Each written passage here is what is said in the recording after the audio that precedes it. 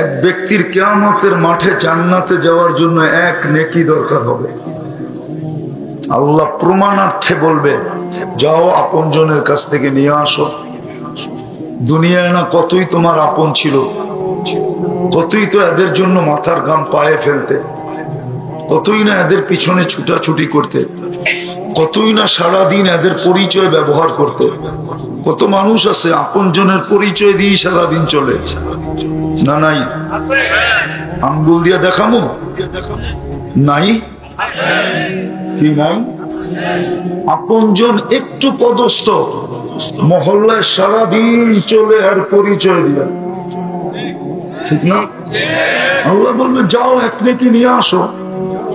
তো ঘুরতে ঘুরতে ঘুরতে ঘুরতে নৈরাশ হয়ে যখন ফিরবে, অপরিচিত দূরের থেকে একজনে ডাকবে, এদিকে বলবে তোর চেহারার এই দুরবস্থা কেন? বলবে আপনজনকে বললাম কোনো কাজে দিল না, তোমাকে তো চিনি না। বলবে বইলা তো দেখতে পারিস, কাজে না দেয় মনটা তো শান্ত হবে। তো জিদের ঠেলায় বলবে, অনেক সময় হয় না জিদে বলে, অপারগ হয়ে বলে, তো অপারগ হয়ে বলবে এক নেকি দরকার। বলে তারপর? বলে তারপর জান্নাত, এক নেকি হলেই পাস। তো জ্যাবের থেকে বাহির করে দিবে, আমি তো 100 টাকার নোট বাহির করলাম, এটা এক নেকি বাহির করে দিবে। ল ও নেকি পাইতে দেরি, খুশিতে আত্মহারা হতে দেরি হবে না। ছুটতে ছুটতে আল্লাহর কাছে যাবে, যে বলবে আমার ফাইলটা বাইর করেন। কেননা জিতা গেছে না, কেননা জিতার আগে একরকম ভাব, জিতলে জিতার আগে মনে হয় যে আপনার বিলকুল কলিজা বুনা করে খাওয়াবে, ঠিক না? জিতার পরে চিনেই না, ঠিক না? আমাদের স্বভাবই এরকম, ঠিক না? তো ও তো জিতা গেছে, ঠিক না? আল্লাহর সামনে বাপ নিতেছে, আমার ফাইলটা তাড়াতাড়ি লন। আল্লাহ বলবে এত তাড়াহুড়া কেন? নেকি নিয়ে আসছি না, ফাইলটা নিবেন না? আমি পিছে পড়ে গেলাম না? তা আল্লাহ হাসবে আর বলবে, জানে, বলবে তোকে নেকি কে দিল? আরো বাপ চলে আসবে, বলবে কিয়ামতের মাঠে আপনি একা, আর কেউ নাই। আল্লাহ বলল তোকে নেকি দিল কে? যাও ওকে ডাইকা নিয়ে আয়। তো যা বলবে চল আল্লাহ ডাকে, তো বলবে এতক্ষণই তো ভালো ছিল, নেকিও দিছিলাম না, দূরেই দাঁড়ায় ছিলাম, নেকিও দিলাম, বিপদেও পড়লাম, এখন তো সামনে যে দাঁড়াইতে হবে। যা দাঁড়াবে আল্লাহ জিজ্ঞেস করবে, কিরে নেকি দিলি কেন? তোর ভিতরে একটা ভাব আসবে, আমার তো আসেই একটা, কি কামে লাগবো? ভাবলাম কিয়ামতের মাঠে নষ্ট করে কি লাভ, খুঁজতেছিলাম ওর মতো একজন মানুষ, পায়ে গেলাম, কাজে লাগাই দিলাম। আল্লাহ হাসবে আর বলবে আমার চেয়ে বড় দাতা হইতে চাস, তাই না? তো যে জিতা গেছে ওকে বলবে খোঁজ বিয়া দিয়া আখিকা, তোর বাইর হাত ধর আর চল দুইজনে জান্নাতে।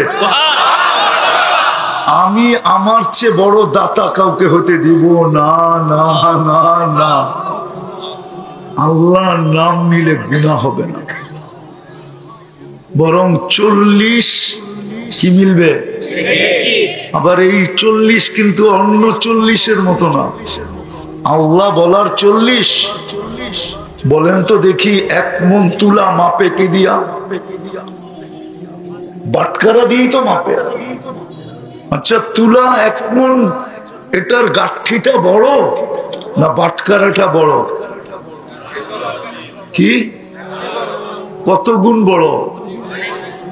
কিন্তু ওজনে ঠিক আল্লাহ বলার 40 নেকি, যদিও অন্য 40-এর সমান, সংখ্যায় সমান, কিন্তু গাঠিতে সমান না। আল্লাহ বলার 40 নেকির গাঠি অনেক বড়, এত বড় যেটা আমার ভাবনায় নাই। এতটুক বলতে পারি, মিজানের পাল্লায় সমস্ত জগৎটা রাখলে ডিমের মতো হয়ে যাবে, ডিমের মতো বড়। কিন্তু আল্লাহ বলা 40 নেকি রাখতে দেরি, পুরা পাল্লা ভরা যেতে দেরি হবে না। তৃতীয় আরেকটা যুক্তি, যতবার আল্লাহ বলবো ততবার দিলের ভিতরে আলোকিত হবে, আলোকিত। আজকে আমাদের দিলগুলো আলোকিত না। কসম খোদার, এটা শ্রমিকদের সংগঠন না? হ্যাঁ হ্যাঁ, হায় হায়, শ্রমিকদের সংগঠন। এরা যখন সকালে ঘর থেকে হালাল রিজিকের জন্য বাহির হয়, আর বিকালে যখন ঘরে ফিরে মধ্যখানে যদি অল্প একটু কাজ করে, অল্প একটু কাজ, তাহলে কসম খোদা, এরা যখন ঘরে পা দিবে এরকম নিষ্পাপ পা দিবে যেরকম তার মা তাকে এই মুহূর্তে জন্ম দিল। আজকে আমি এটাই বুঝাবো, আর কিছু বুঝাবো না, যে শ্রমিক কিভাবে নিষ্পাপ তার ঘরে ফিরে, এরকম নিষ্পাপ যেরকম তার মা তাকে এই মুহূর্ত কি দিল, জন্ম দিল। আলী রাদিয়াল্লাহু তাআলা আনহুকে জিজ্ঞাসা করছে কোথায় মরতে মন চায়? দুই জায়গায়, একটা হলো আল্লাহর রাস্তা, আর একটা হলো হালাল রিজিক কামাইতে যায়। আফসোস, আমিও বুঝাইতে পারি না, আপনারাও বুঝতে পারেন না। তো যেটা আমি বুঝাইতেছিলাম নিয়ে যাব আমি ওই দিকে। এজন্য আল্লাহ বললে ভিতরে আলোকিত হবে। কি কি হবে? এরকম আলোকিত হবে একদিন যে এইখানে বসে জান্নাত দেখবে। বিশ্বাস হয় না? চলেন একটা কাহিনী দিয়ে বুঝাই, সত্য কাহিনী। সত্য না হইলে আমি কাহিনীতে বিশ্বাস করি না, আমি কাহিনী বলতে অভ্যস্ত না, এটা সারা দুনিয়া জানে। বাস্তব যেটা, এটা বলে মসজিদে নববীতে হাদিসের দর্শ চলতেছিল, হাদিস পড়ানো হইতেছিল, সমস্ত মানুষ হাদিসে রসুল শুনতেছিল। কিন্তু দূরে এক কোনায় এক যুবক কচ্ছপের মতো মাথাটা হাঁটুর নিচে, হাঁটুর ভিতরে ঢুকায় দিয়া বৈশা ঢলতেছে ওইখানে। খিজির আলাইহিস সালাম দূর দেখতেছিলেন বারবার, কিন্তু উনি সইতে পারেন না যে সবাই হাদিস শুনে ওই যুবক কেন ওইখানে বসে আছে। উনি উঠা যায় মাথায় টোকা দিছে, তো অনেক কষ্টে মাথাটা বাহির করছে।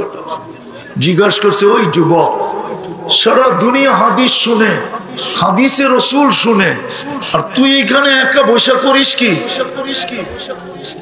তো একটু চেহারাটা উঠায় বলতেছে, সবাই আব্দুল হকের থেকে শুনে, আর আমি ডাইরেক্ট হকের থেকে শুনতেছি।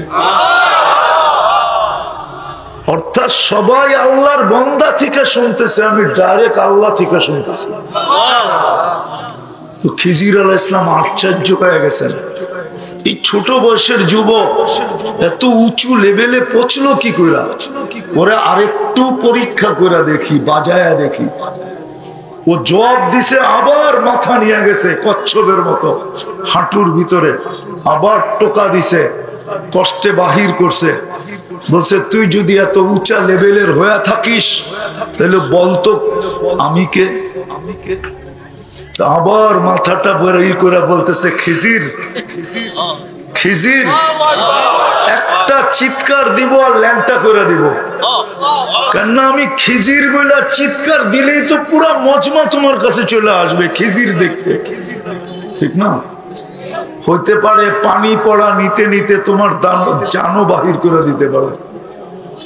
তো খিজির আলাইহিস সালাম বলছে যে আসলে যুবক পড়ছে ওইখানে। কসম খোদা, আমার এই শ্রমিক ভাইরা যদি ডেলি 100 বারও আল্লাহ বলতো, আমার সমাজের যুবক যদি ডেলি 100 বার আল্লাহ বলতো, নারী পুরুষ যদি বলতো, তাহলে কসম খোদার এরাও এখানে বসে জান্নাত দেখতে। কেননা যতবার আল্লাহ বলে অতবার দিল আলোকিত হয়। কি? দিলের ভিতরে আলোর বাল্ব লাগে। বলবেন প্রমাণ? প্রমাণ দিতেছে। আল্লাহ বলতেছে, আল্লাহু নূরুস সামাওয়াতি ওয়াল আরদ, আকাশে আর জমিনে যত আলো দেখো, যেমন পাহাড় থেকে ঝর্ণা ফুটা বাহির হয়, আর কবি ঝর্ণার পাশে বসে লেখে, পাহাড়ের কান্না দেখে তোমরা আমায় ঝর্ণা বলো। ঠিক সমস্ত আলো আল্লাহ শব্দের থেকে ফুটা বাহির হয়েছে। এই জন্যই আল্লাহ বলেন আল্লাহু নূরুস সামাওয়াতি ওয়াল আরদ, যে আল্লাহর থেকে নূর ফুটা বাহির হয়েছে, সমগ্র জগতের আলো ওই আল্লাহ বইলা যে ডাকবে তার দিলে কি আলোকিত হবে না? কি বলেন, যুক্তি কি বলে? তাহলে যতবার আল্লাহ বলবে ততবার আলো হবে। তো যেটা বুঝাইতেছিলাম, আমি কথাকে গুছায় নিয়ে আসতেছি, লম্বা করার সুযোগও আমার হাতে নাই। যেটা বুঝাইতেছিলাম যে আমাদের চিন্তা করা উচিত, চিন্তা ক্ষমতা আছে বিদায়, মুসলমান বিদায়, উম্মতে মুহাম্মদী বিদায়। কেননা উম্মতে মুহাম্মদীও আমি নির্বাচিত। কার পক্ষ থেকে? শুধু নির্বাচিত না, নির্বাচিত একটা জিনিস, শুধু নির্বাচিত না, আমরা নির্বাচিতর সাথে সাথে বাছাইকৃত। বাছাই বোঝেন? মনে হয় বোঝেন নাই। বাজারে গেলে যেরকম জিনিসটা নিজের পছন্দের বাইছা নেন, ঠিক আল্লাহ আমাদেরকে উম্মতে মুহাম্মদী বানাইছেন কুদরতি হাতে বাছাই করা। আমরা বাছাইকৃত, আমরা নির্বাচিত, আমরা মুকুট পরিহিত। কুনতুম খায়রা উম্মাহ, আমাদের চেয়ে উত্তম কোন উম্মত নাই, আমাদের চেয়ে উত্তম আল্লাহ কাউকে বানান নাই, আমাদের চেয়ে ভালোবাসা আল্লাহ কাউকে দেন নাই। হ্যাঁ, একটা প্রমাণ দিব, মনে উঠলো এই জন্য দিতেছি। আদম আলাইহিস ইসলাম বলতেছিলেন উম্মতে মুহাম্মদীকে আমার উপরে 4 জিনিস দ্বারা ফজিলত দেওয়া হয়েছে, সম্মানিত করা হয়েছে। ফুজ্জিলা উম্মাতা মুহাম্মদ আলাইয়া বিআরবাইন, 4টা জিনিস দ্বারা উম্মতে মুহাম্মদীকে, ধ্যান দিয়ে শুনতে হবে তাইলে বুঝে আসবে। 4 জিনিস দ্বারা সম্মানিত করা হয়েছে। বলছে প্রথম, আমি একটা ভুল করছি, কিয়ামতের সকাল পর্যন্ত মানুষ জানবে। জানে না? জানে না? জানি আমরা, না জানি না, কিন্তু উম্মতে মুহাম্মদী 24 ঘন্টা গুনাহ করবে, আল্লাহ কাউকে জানতে দিবে না।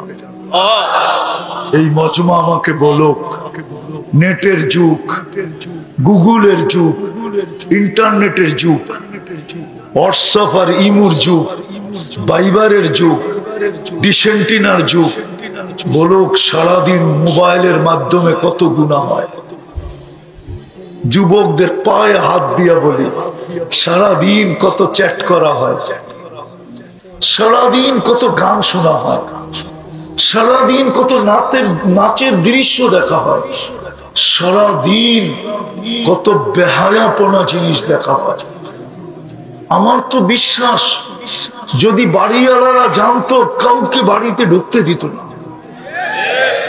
বলতো তুই এত নিচে গেলি কি করে, মা বলতো তুই আমার পেটের হয়ে এত নিচে গেলি কি করে, বাবা বলতো আমি তোর যৌবন পর্যন্ত এই আমার গায়ের ঘাম রক্তকে বিলীন করে দিয়ে আমি তোমাকে যৌবন পর্যন্ত তোকে পৌঁছাইলাম, তুই এত নিচে গেলি কি করে?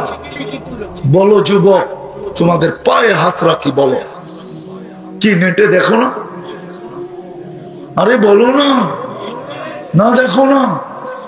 14 তারিখে যে দৃশ্য তোমরা স্থাপন করো, বলো কয়জনের বাড়িতে জানে 14 তারিখে তুমি কি দৃশ্য স্থাপন করো? 14 তারিখ চিনো না? চিনো না? ফেব্রুয়ারির 14 তারিখ চিনো না? না চিনো না? আরে বলো না। 31st নাইটে যে নাচানাচি করে, হায় হায় 24 ঘন্টা গুনাহ করে, আল্লাহ কাউকে জানতে দেন না। কিন্তু একটা ভুল কিয়ামতের সকাল পর্যন্ত মানুষ জানবে, অথচ আমাদের ব্যাপারে উল্টা। আল্লাহ বলে তুই গুনাহ করতে অভ্যস্ত, আমি লুকাইতে অভ্যস্ত। তোর গুনাহ ভালো লাগে, আমার লুকাইতে ভালো লাগে, তুই গুনাহ মজা পাস, আমি লুকাইতে মজা পাই। এই জন্যই তো আল্লাহ বলে আস্তুরুকা ওয়ালাউ তাকশানি, আমি 24 ঘন্টা তোর সাথে লুকোচুরি খেলি, যদি তুই একবারও আমাকে ভয় পাস না, একবারও যদি ভয় পাইতি। আল্লাহ যেন বুঝাইতে চায়, তাইলেও তো মনকে বুঝাইতে পারতাম, তুই তো একবারও ভয় পাস না, তুই তো পুরা চলছস, তো চলছস, কোথাও থামা থামি নাই।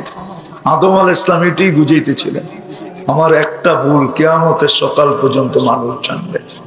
উম্মতে মুহাম্মদী সারাদিন গুনাহ করবে, আল্লাহ সাত্তারি করবে, লুকাইতে থাকবে। দ্বিতীয়, আমি একটা ভুল করছি, করতে দেরি আমাকে জান্নাত থেকে বাইর করতে দেরি করে নাই, ঠিক না?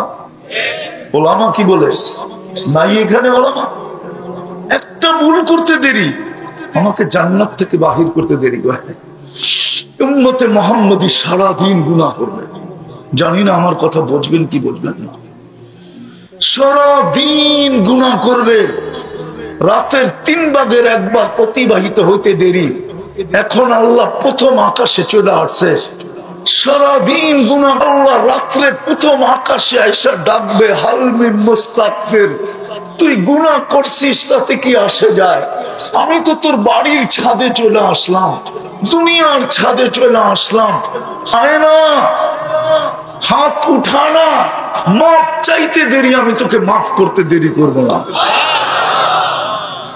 অথচ ডাইকা ডাইকা গুনাহ মাফ করবে, তারপরে কোথায় দিবে গুনাহ মাফ? তারপরে কোথায়? তারপরে আরে তারপরে কোথায়? উম্মতে মুহাম্মদীকে ডাইকা ডাইকা গুনাহ মাফ করাবে, মাফ করবে, তারপরে জান্নাতে ঢুকাবে। তৃতীয়, আমি একটা ভুল করছি, আমার স্ত্রীর থেকে আমাকে বিচ্ছেদ ঘটায়া দিছে, 100 বৎসর পরে আমাদের মিলন হয়েছে, ঠিক না? ভুল বলতেছি? 100 বৎসর পরে আমাদের মিলন।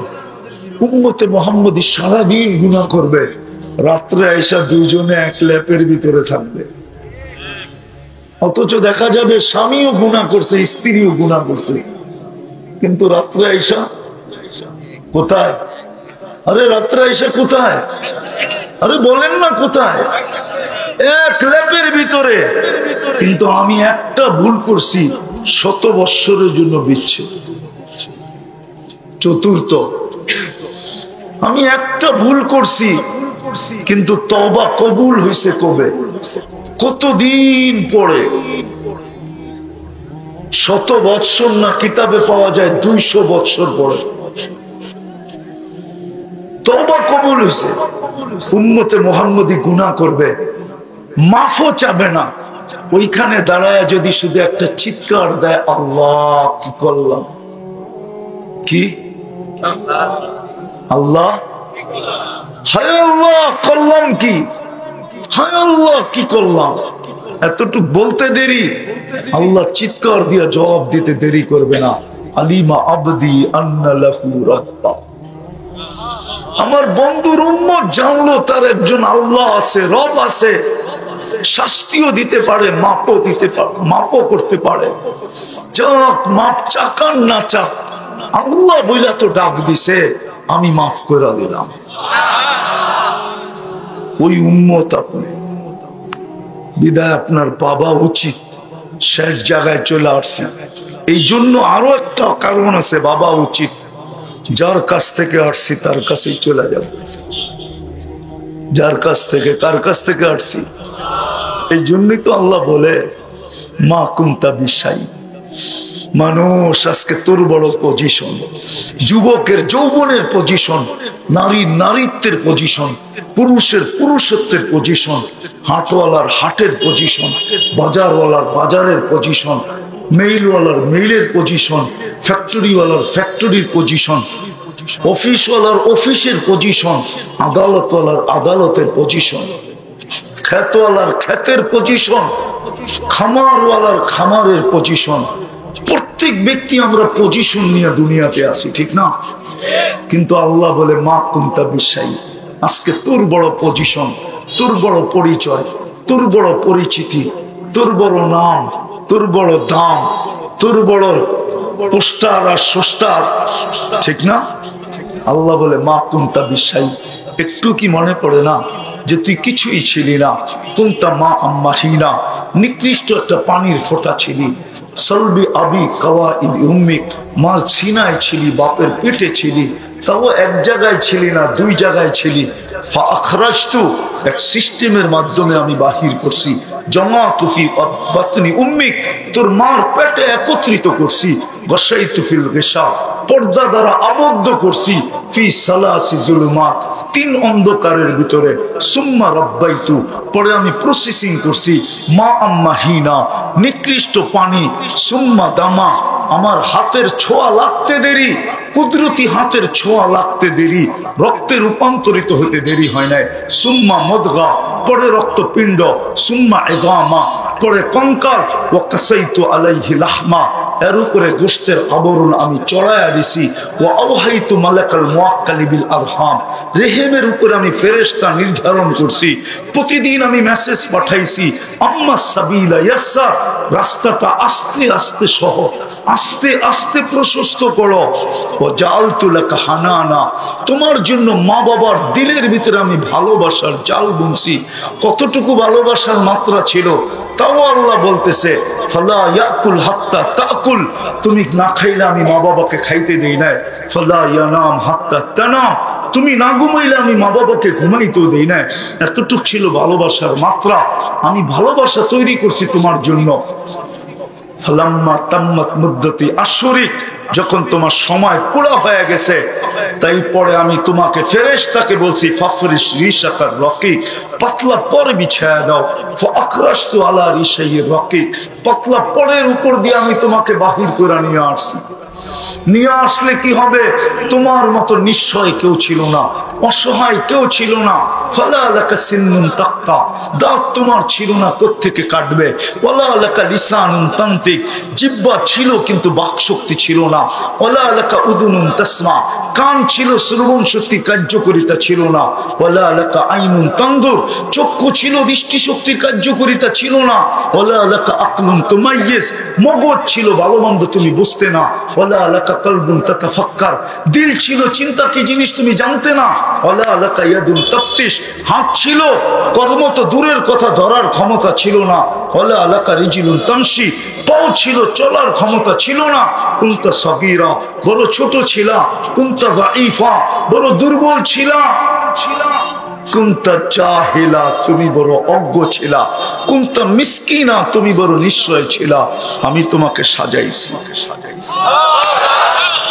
সাজাইতে সাজাইতে যুবককে যৌবন পর্যন্ত, নারীকে নারীত্ব পর্যন্ত, পুরুষকে পুরুষত্ব পর্যন্ত, টাকাওয়ালাকে টাকা পর্যন্ত, মেইলওয়ালাকে মেইল পর্যন্ত, ফ্যাক্টরিওয়ালাকে ফ্যাক্টরি পর্যন্ত, হাটওয়ালাকে হাট পর্যন্ত, বাজারওয়ালাকে বাজার পর্যন্ত, খেতওয়ালাকে খেত পর্যন্ত, খামারওয়ালাকে খামার পর্যন্ত, অফিসওয়ালাকে অফিস পর্যন্ত, আদালতওয়ালাকে আদালত পর্যন্ত, বাড়িওয়ালাকে বাড়ি পর্যন্ত, ঘরওয়ালাকে ঘর পর্যন্ত আমি কুদরত দিয়ে সাজায়া পৌঁছায় দিছি। বিদায় এখানে চিরদিন থাকা যাবে না। যার কাছ থেকে আসছি, যিনি পজিশন পর্যন্ত নিয়ে আসছেন, তার কাছে চলে যেতে হবে। ঠিক তো? কখন যাব এটাও জানি না, কে কখন চলে যাবে। হায় হায়, কত শ্রমিকই তো এখানে পাওয়া যাবে, ঈদের বাজার করা বাড়ির দিকে ছুটছিল, কিন্তু আর ঈদ করা হয় না। না নাই? আছে দুই একটা ইতিহাস এই এলাকায়, না নাই? আর কোনদিন ঈদ করা হয় নাই। আর কোনদিন স্ত্রীর ঈদ করা হবে না স্বামীর সাথে, আর কোনদিন বাচ্চাদের ঈদ করা হবে না বাবার সাথে। কে কখন চলে যাব জানি না, কিন্তু আমি শেষ জিষ্টে চলে আসছি। শেষ কথার ভিতরে আমাদের চিন্তা করা উচিত, চলেই যখন যাব, সারাদিন বুক করি আল্লাহটা, কিন্তু ওই আল্লাহর নাম কতটুকু নেই। এটাই আমার বোঝানোর উদ্দেশ্য ছিল। এই আল্লাহকে কতটুকু মানি? 24 ঘন্টা যারটা ভোগ করি, চলে তো যাবো। কতটুকু ওই আল্লাহকে না মানি, নুন খাই, কতটুকু গুণ গাই। এই চেহারাটা কি করে দেখাবো বলেন? ও শ্রমিকরা বলেন এই চেহারাটা কি করে দেখাবো? ওইটাই তো আমি দেখাইতেছিলাম। কি করে এই চেহারাটা আল্লাহর সামনে দাঁড়া করাবো? দাঁড়াইতে তো হবে। কোরআন তো বলে ইলাইনা তুরজাউন, আমার কাছে ফিরতে হবে। কোরআন তো বলে ওয়া মুলাকি, আল্লাহর সাথে সাক্ষাৎ করতে হবে। কোরআন তো বলে লা তুসআলুনা আনিন নাঈম, পায়ে হাত দিয়া বলি, কোনো আপনাদেরকে খাটো করার জন্য না।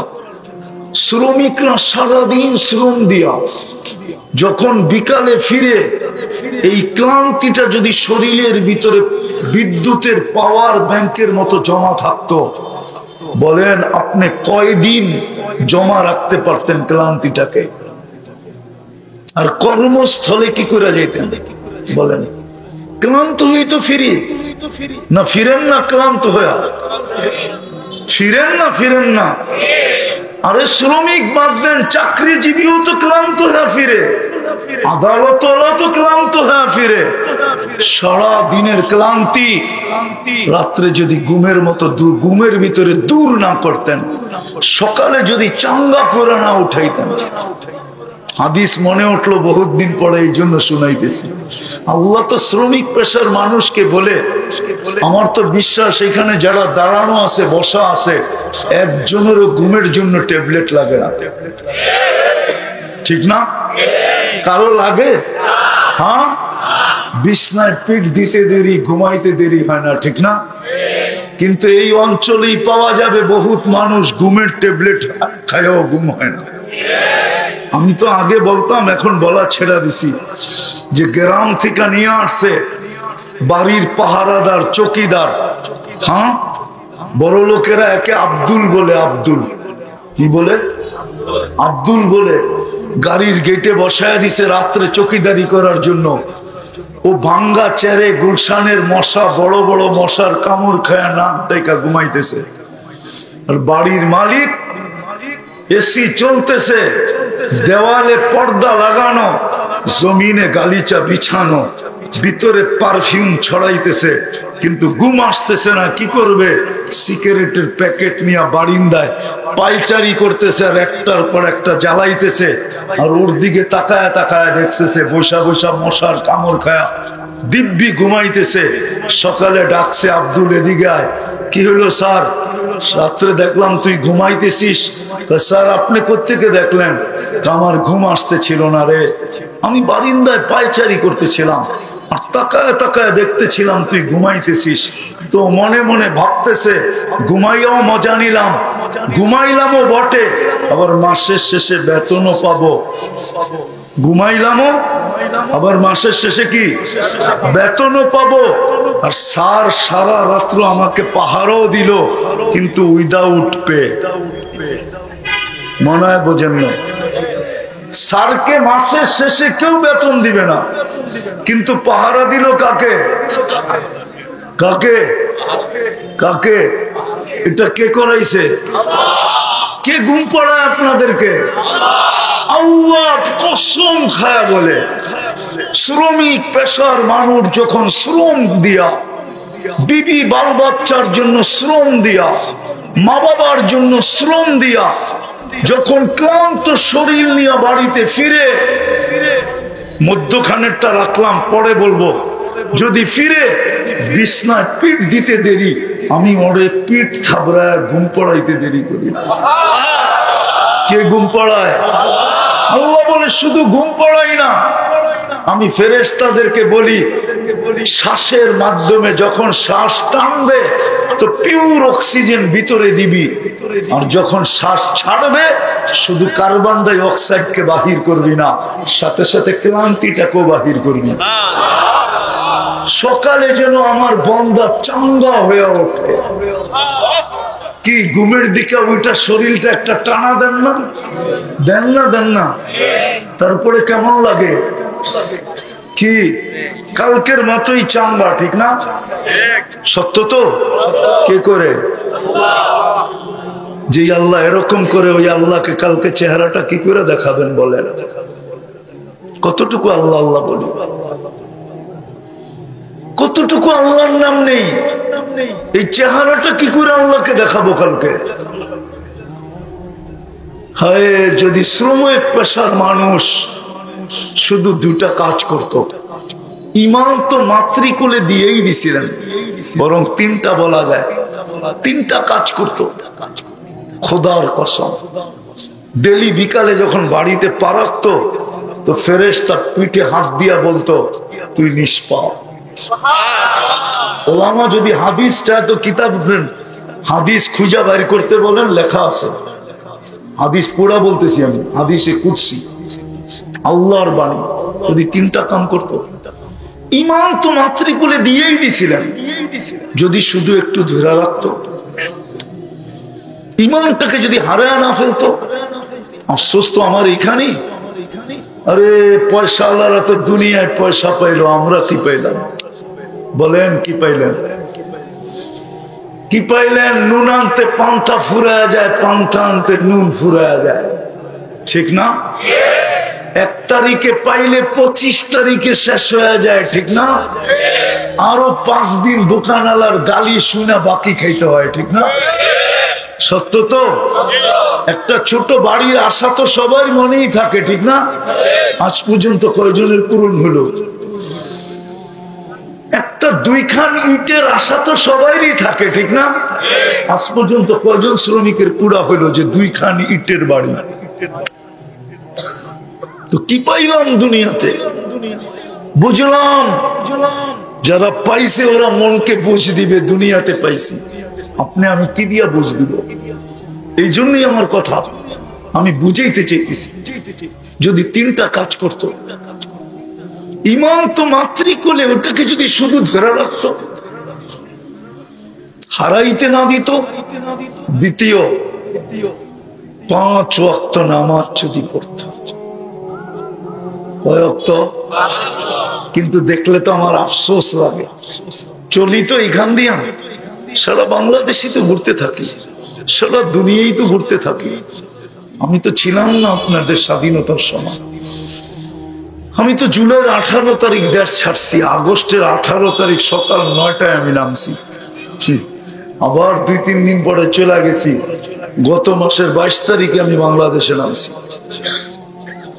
আমি তো দুনিয়ায় ঘুরতে থাকি আর দেখতে থাকি, হ্যাঁ, সোচ আর চোখের পানি ঝরতে থাকে। দেখি তো এই রোডে যে যাদের জান্নাত বিলকুল হাতের মুঠায় ছিল, আপনাদের জান্নাত হাতের মুঠার কাছে, মুঠার। বিশ্বাস হয় না? চলেন একটা হাদিস দিয়ে বুঝাই। হ্যাঁ, দুনিয়ায় আর কি ঐক্য জোট? ঐক্য জোট তো কিয়ামতের মাঠে হবে। হুজুররা বিশ্বাস করে না, কি এর ঐক্য জোট আবার, ঠিক না? ফেরেশতারা যখন গরিবদেরকে ডাকবে, যেই গরিব 3 জিনিসকে কমপ্লিট করলো, এদেরকে যখন ডাকবে হিসাবের জন্য, তারা চোখ বড় বড় করে বলবে, আইয়ু হিসাবিল্লানা, কিসের হিসাব রে? তো ফেরেশতারা বলবে, আজকে হিসাবের দিন, ইয়াউমাল হিসাব, হিসাবের দিন। আবার কি হিসাব মানে? আরো চোখ বড় করবে, কিসের হিসাব? তো ফেরেশতারা বলবে, কেন হিসাব দিবে না? মা কানাল্লাহু মালা, দুনিয়ায় তো পাত্তি দেয় না, আবার কি হিসাব? পাত্তি চিনেন? চিনেন পাত্তি? পাত্তি তো দেয় না, আবার কি হিসাব? তো তর্ক বিতর্ক আল্লাহ জানা সত্য জিজ্ঞাসা করবেন, মান হুম মা ইয়াকুলুন, কাদের সাথে তোমাদের তর্ক বিতর্ক? আল্লাহ গরিবদের সাথে। কেন? হিসাব নাকি দিবে না? কেন দিবে না? মাল বলে দেন নাই, ভিতরে অনেক জ্বালা। খালি গ্রিল দেখছে, জীবনে খাইতে পারে নাই। গ্রিল গ্রিল দেখছে, শুধু পিজা খালি নাম লেখাই দেখছে, জীবনে খায়া দেখে নাই। কোত্থেকে খাবে? পিজা খাইলে সংসার চলবে কোত্থেকে? ঠিক না?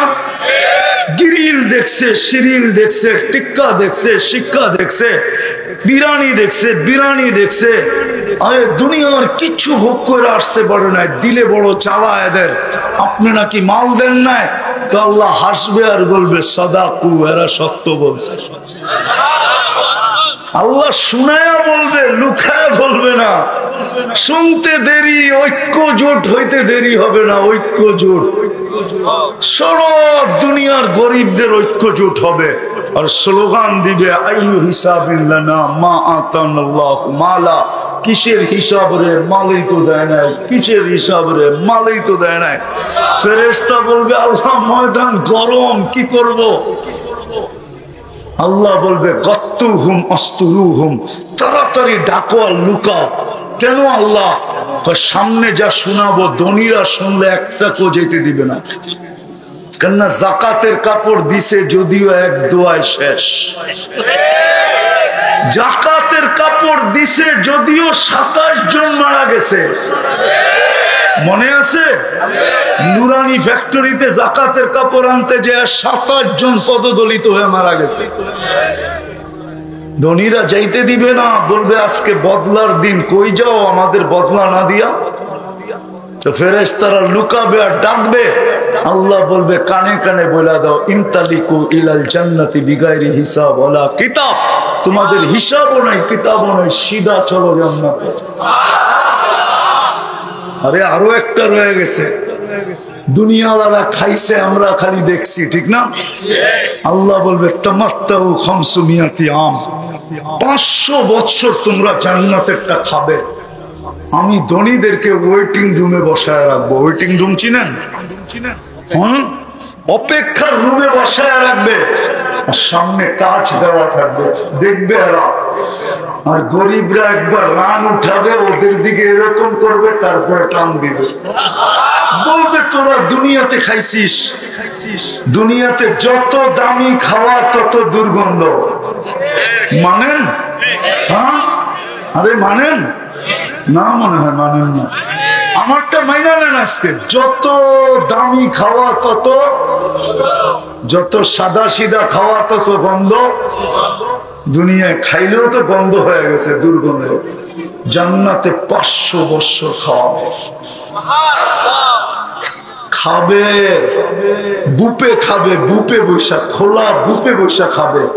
প্রত্যেক ডেলি 70 হাজার আইটেম খাবে। কয় আইটেম? ওরা খাইছে কয় আইটেম? আসল কথা শোনানো কিতাবে আছে, কিতাবে। আল্লাহ বলে কামাবি, তোরে খাইতে দিব না, যারা যত কামায় তত খাওয়া কম। বানাবি, তোকে বেশি দিন থাকতে দিব না, যত সুন্দর বাড়ি বানাত না কেন। আজ পর্যন্ত কারো বাংলোর ভিতরে কবর আমাকে দেখাইতে পারবেন না। ওই কবর বাস্তবায়ী, কেউ বাড়ির ভিতরে কবর দিতে রাজি হয় না। তৃতীয় আল্লাহ কয় যত জমাবি সুইস ব্যাংকে তোকে বুক করতে দিব না, না, না, না। এটাই সত্য। তারপরও 500 বছর বসে। বিদায় যেটা বলতেছিলাম, যদি আজকের এই মজমা শ্রমিক যদি ইমানটাকে ধরে রাখে, 5 ওয়াক্ত, কিন্তু আফসোস তো এখানেই, যাদের জান্নাত হাতের মুঠায় ছিল, আল্লাহ তাকে তারপরও আছে, বরং উল্টা উক্তি করে আল্লাহ আমাকে দিছে কি? ও যুবক, ও শ্রমিক, পেশার মানুষ, রব্বে কাবার কসম, আপনি উন্নত পরিবেশে থাকেন না গুলশানওয়ালারা থাকে? আপনি উন্নত পরিবেশে থাকেন না বনানীওয়ালারা থাকে? আপনি উন্নত পরিবেশে থাকেন না বাড়িদারওয়ালারা থাকে? আপনি উন্নত পরিবেশে থাকেন না মিন্টু রোডওয়ালারা থাকে? আপনি উন্নত পরিবেশে থাকেন না ধানমন্ডিওয়ালারা উন্নত পরিবেশে থাকে? হ্যাঁ, রব্বে কাবার কসম, ওর গায়ে বৃষ্টি পড়তে দেরি, ওর ঠান্ডা লাগতে দেরি হয় না, আপনি তো সারাদিন ব্যাঙের মতো ভিজেন, আজ পর্যন্ত তো একবারও সর্দি লাগলো না। বোঝা গেল আপনার শরীরে অ্যান্টিবডি উঠছে বেশি, ওর গায়ে অ্যান্টিবডি কম, আপনার গায়ে বেশি। আপনি বলেনও ব্যাঙের আবার সর্দি কিসের, ঠিক না? হ্যাঁ, সত্য তো, প্রমাণ দিব। তাহলে একটু পিছনে যেতে হবে। 2020 যখন করোনা চলতেছিল, লকডাউন চলতেছিল, তখন আমাদের তেজগাঁও বস্তিতে জরিপ চালায়া দেখা হয়েছে, তেজগাঁও বস্তিতে সবার গায়ে অ্যান্টিবডি ছিল, রোগ প্রতিরোধ ক্ষমতা ছিল 75%, আর গুলশাওয়ালাদের ছিল 65%। বেশি কাদের? কাদের? কিন্তু যুক্তি কি বলে? যুক্তি কি বলে? গুলশাওয়ালাদের, ঠিক না? বাড়ি, গাড়ি, বাংলো, সাংলো, পরিবেশ সবই তো ওর অনুকূলে, ঠিক না? কিন্তু তারপর ওর অ্যান্টিবডি কম কেন? আফসোস এইখানেই তো আমার, যে আল্লাহ ডাকে তারপরে তো এরা আসে না। কয়জন নামাজ পড়তে আসে? কে ডাকে? কে ডাকে? কে ডাকে? শুধু আল্লাহ ডাকলে তো মনকে বুঝাইতে পারতাম, শুধু আল্লাহ তো ডাকে না।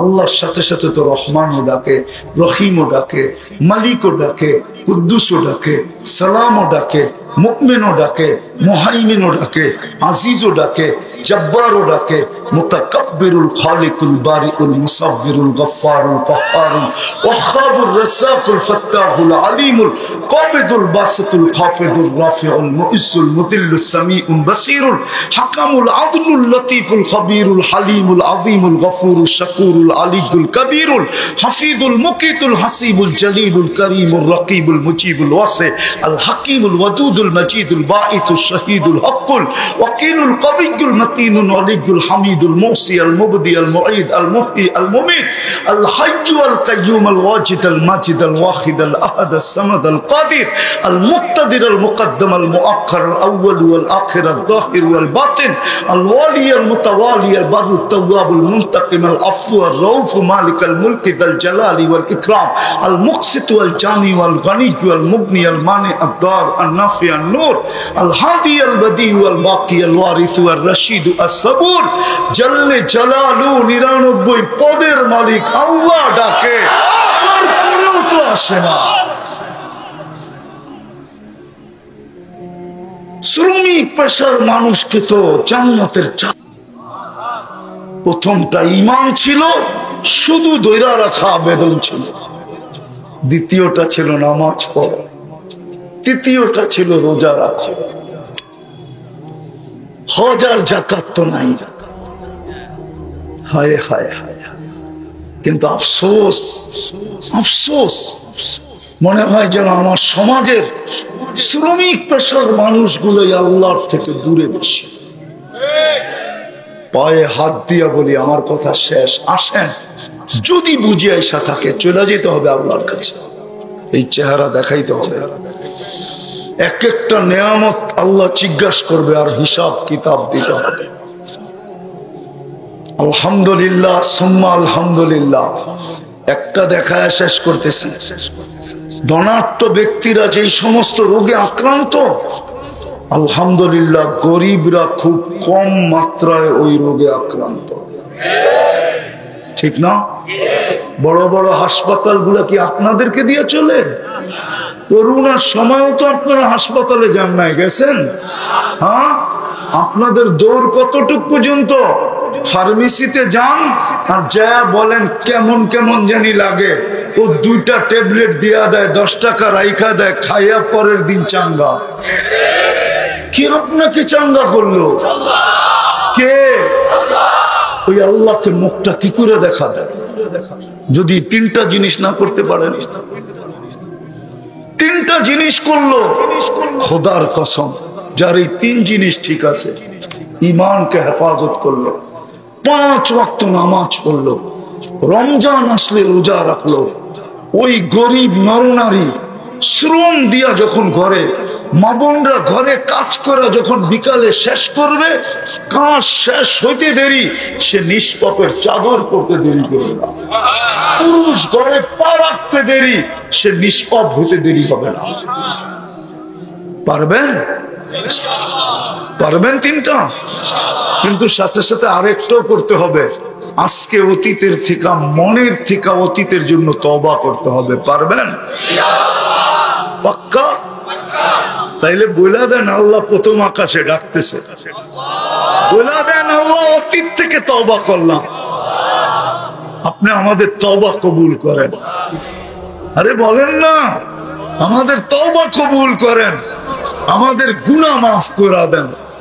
আয় আল্লাহ, আমরা তিন জিনিসকে হেফাজত করে নামাজ, আজকের থেকে নামাজ ছাড়বেন না তো? তিনটা হেফাজতের সহজ পদ্ধতি শিখাইয়া দিতেছি। সহজে হেফাজত করতে পারবেন কিভাবে? যদি আলেম ওলামা আল্লাহ ওয়ালাদের সাথে আপনাদের ঘনিষ্ঠতা যত বেশি হবে, তত বেশি এই তিন জিনিস আপনার সুরক্ষিত হবে। এই জন্য আমি বইলা বেড়াই, সারা দুনিয়াতে বলি, এখানে না, আমি অহংকার করে বলতেছি না। 103টা দেশ দেখা শেষ, আমার 7টা মহাদেশ দেখা শেষ, দুনিয়ার কোন উন্নত দেশ নাই আমি দেখি নাই, একটা শুধু বাকি আছে, নিউজিল্যান্ড। অচিরেই যাব, আশা আছে যদি আল্লাহ নিয়ে যায়, একটা দেশই বাকি আছে। এই জন্য আমি বলতেছি, বাংলাদেশের মতো সুযোগ আলেম ওলামা আল্লাহ ওয়ালাদের দুনিয়ার কোথাও নেই। আল্লাহ বলে হয় বাংলাদেশের মানুষকে খুব ভালোবাসে, এই জন্য সুরক্ষাকারীদেরকে আল্লাহ পায়ের কিনারে কাছে কাছে দিয়া দিয়েছেন। আপনাদেরকে পায়ে হাত দিয়া বলবো, আলেম ওলামা আল্লাহ ওয়ালাদের সাথে সংযুক্ত হবেন। হবেন? হ্যাঁ, পাক্কা? সত্য? নামান আবার ভুলে কখনো আঙ্গুল উঠাইয়া দিয়েন না।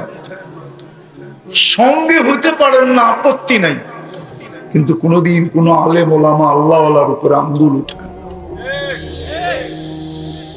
আঙ্গুল উঠেন না।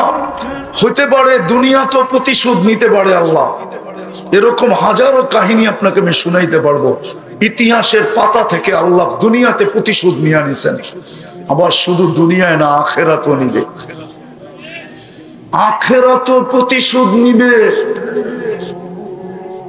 ওই দিন আপনি পাশে যেয়ে দাঁড়াইতে পারবেন না, আপনি বলতে পারবেন না আমাদের জন্য সুপারিশ করেন, আলেম চাইলেও পারবে না, কেননা পিছনে প্রজেক্টরে আঙ্গুল উঠা যাবে, আল্লাহ দেখায় দিবে এ আঙ্গুল উঠাইছিল, এর ব্যাপারে সুপারিশ গ্রহণযোগ্য হবে না। যদি আঙ্গুল না উঠান, তাহলে আলেমরা আপনাদেরকে থুইয়া জান্নাতে যাবে না, না, না, না, না। এই উম্মতের আলেমরা যাবে না, আমার কাছে প্রমাণ আছে।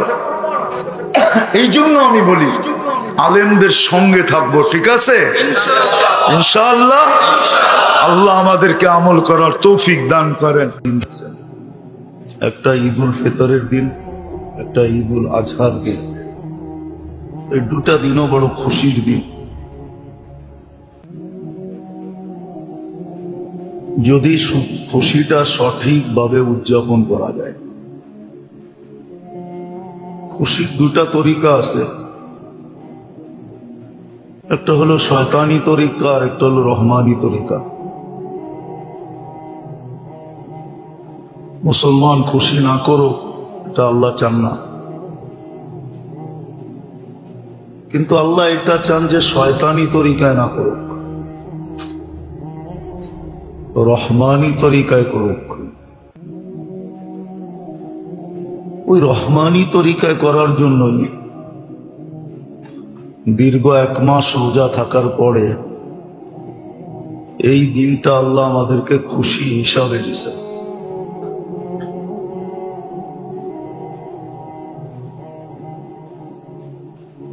যাতে এই খুশিটাও ইবাদতে রূপান্তরিত হয়, কেননা মুসলমানের সবকিছুই ইবাদত, যদি সে পদ্ধতি জানে। খাওয়াও ইবাদত, লওয়াও ইবাদত, পোশাক পরিচ্ছেদ পড়াও ইবাদত। যদি তা না হইতো তাহলে হাদিসে কেন আসতো নাফাখাতুকা আলা নাফসিকা সাদাকা? নিজের উপরে খরচ করবে, এটাও সদকার সওয়াব পাবে। পরিবার পরিজনের উপরে করবে, তাও সদকার সওয়াব পাবে। তাহলে এত বড় বড় সওয়াব কেন দিতেন? মুহররমের 10 তারিখে যে পরিবার পরিজনের উপরে হাত খুলা খরচ করে সারা বছরের বরকত তাকে দেওয়া হয়। রমজানে যে পরিবার পরিজনের উপরে হাত খুলা খরচ করে অপচয় ব্যতীত, তো আল্লাহর রাস্তায় খরচ করার সওয়াব দেওয়া হয়। তো খুশি উদযাপন করার তরিকা দুটাই, একটা রহমানি, একটা শয়তানি। শয়তানি তরিকা বোঝানোর জন্য তো কোনো প্রয়োজন হয় না, যুগ যুগ ধরে এটা প্রচলিত, আর আমরা এটাকেই বেশি পছন্দ করি।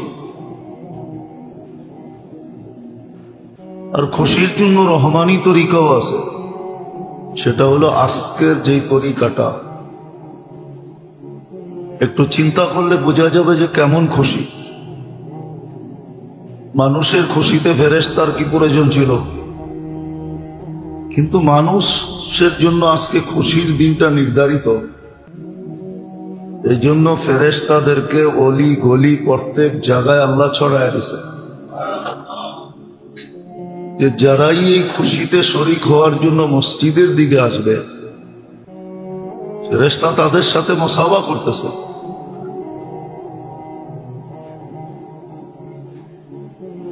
এবং একজন আরেকজনকে জিজ্ঞাসা করতে থাকবে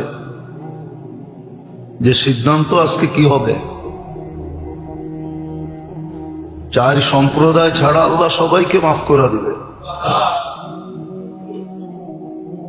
প্রথম সম্প্রদায় হলো মদ্যপায়ীকে মাফ করবে না যদি তওবা না করলো। দ্বিতীয় হলো মা বাবার অবাধ্যকারীকে মাফ করবে না যদি সে মা বাবার সাথে মাফ না চাইবে। তৃতীয় হলো আত্মীয়তা ছিন্নকারীকে মাফ করবে না যদি সে আত্মীয়তা সম্পর্ককে ঠিক না করলো। চতুর্থ হলো যে মানুষের অপকার চায়, উপকার চায় না, যে মানুষের অপকারে লিপ্ত থাকে। আমাদের সমাজের বহুত লোক আছে যারা মানুষের অপকার চায়, উপকার চায় না। যে আল্লাহর সৃষ্টির উপকার চাবে না, অপকার চাবে, তাকে মাফ করবে না। এছাড়া আশা করা যায় সবাইকে মাফ করা দিবে, আর রোজাদারকে তো দিবেই দিবে। বাস্তব খুশি তো আজকে রোজাদারের জন্যই। এটাই তো আকাশে ঘোষণা হয়েছে গত রাত্রে, লাইলাতুল জায়েজা হিসাবে, পুরস্কারের রাত্র হিসাবে ছিল, যে সারা মাস পরিশ্রম করলো, বিনিময় কি মিলবে? তো খুতবার ভিতরেও আসবে, ঘোষণা দিবে ইরজু মাগফুরান লাক, যাও তোমাদের গুনাহ মাফ। আরো একটা বিষয় আজকে ছিল, হামদর্দির বিষয় ছিল, এই জন্যই হুকুম আসছে,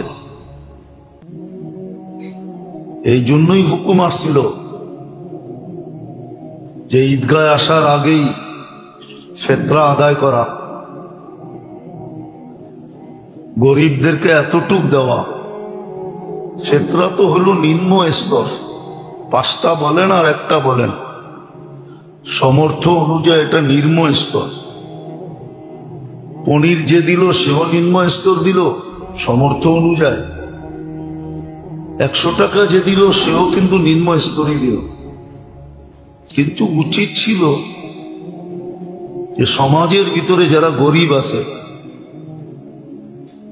তাদেরকে আজকের দিনের জন্য কমসে কম একটা কথা মনে রাখার বিষয়, কিন্তু আমাদের সমাজেও বলে মাঝে মাঝে যে অমুকের আহ লেগে গেছে, অমুকের আহ লেগে গেছে। তো আমাদের ফুর্তি, আমাদের নতুন কাপড়, আমাদের ঘরের খাওয়া লওয়া, আমার সমাজের ভিতরে যারা গরিব আছে, কমসে কম একটা দিনের জন্য যদি ওরা আমাদের সমকক্ষ না হইতে পারে, তাহলে ওদেরও একটা আহ আছে। কিন্তু বিশেষ করে পরিবার পরিজনের ভিতরে, আত্মীয় স্বজনের ভিতরে যারা গরিব ছিল, তাদেরও একটা আহ লাগার বিষয় ছিল। এই জন্য আজকের দিনটা এই জন্য ছিল যে প্রচুর পরিমাণে বিলাবে। আজকে একটা কথা চিন্তা করেন, আমরা শান্তিতে এখানে ঈদ করতেছি, আমাদেরই কিন্তু ভাই বেরাদর মুসলমান ভাই ফিলিস্তিনের দিকে তাকান, ঈদের জামা নিয়া পর্যন্ত বাচ্চারা লাশ হয়েছে।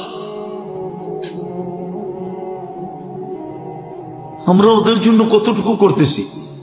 কিছু না করতে পারি, কয়জন আমরা ডেলি ওদের জন্য দোয়া করতেছি? সমস্যার সমাধান তো একদিনই ছিল। 60টা মতো মুসলিম দেশ, আমাদের কর্ণধাররা যদি, সারা মুসলিম দেশের কর্ণধাররা যদি বলতো, মুখ খুলতো, মিডিয়ায় চলে যাবে, তারপরও বলতেছি,